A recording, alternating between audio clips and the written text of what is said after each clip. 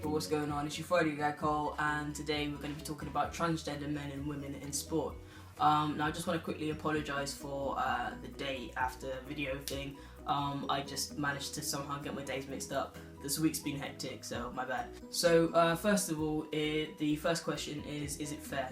Now I don't know, I was watching some of the guys' videos in the week, and Coley made a few, obviously he was talking about the college rules and stuff, and that really makes sense to me.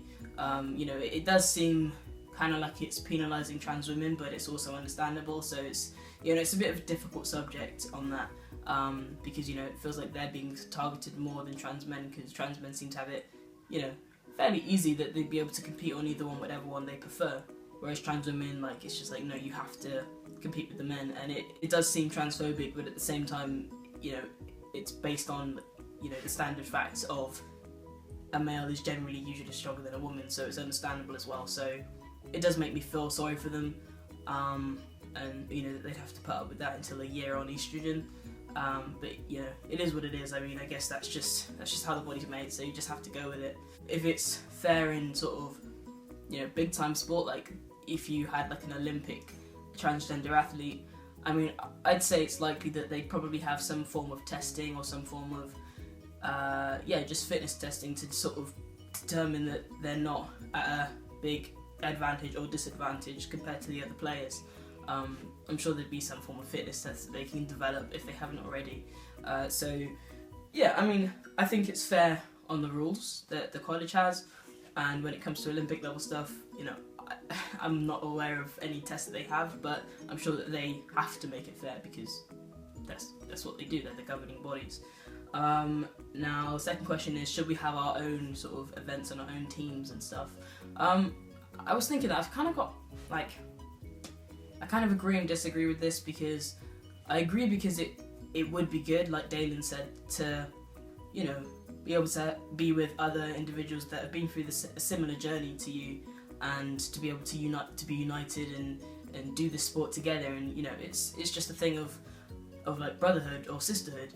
But at the same time, because in society people can see us as sort of not quite human, or a bit weird, or freaks or whatever, surely integrating us into cisgender groups and just being seen as standard like everybody else would help to defeat that that stereotype.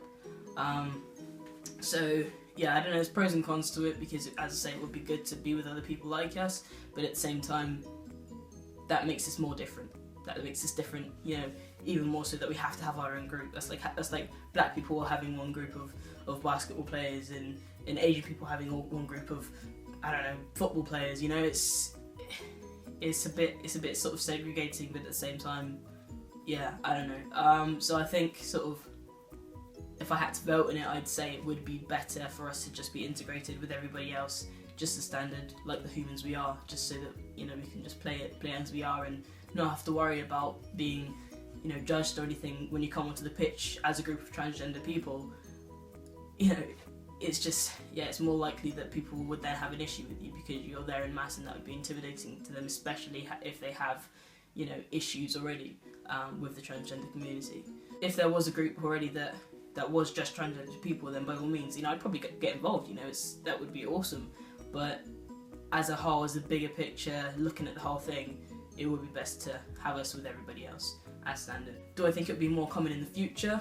Yeah, I do think it will be. Just the same as openly gay athletes and sports people, they're all coming out, and or they've just been openly gay from the beginning. That's becoming much more well known. Transgender people are becoming more and more well known, since Caitlyn Jenner and Laverne Cox, and people are just transgender people being media sort of front facing, and that that shows that there will be change. We will be more well known and more understood, and that people will just see us as we are, which is human like everybody else, like I've said. So I think it is a matter of time. Not anytime soon, I doubt, because we are these are just baby steps. We're just in the beginning of becoming a well-known community. Obviously we've always been here, but whether we're understood or not is a different thing again. So I think we will get there eventually, but maybe a while from now.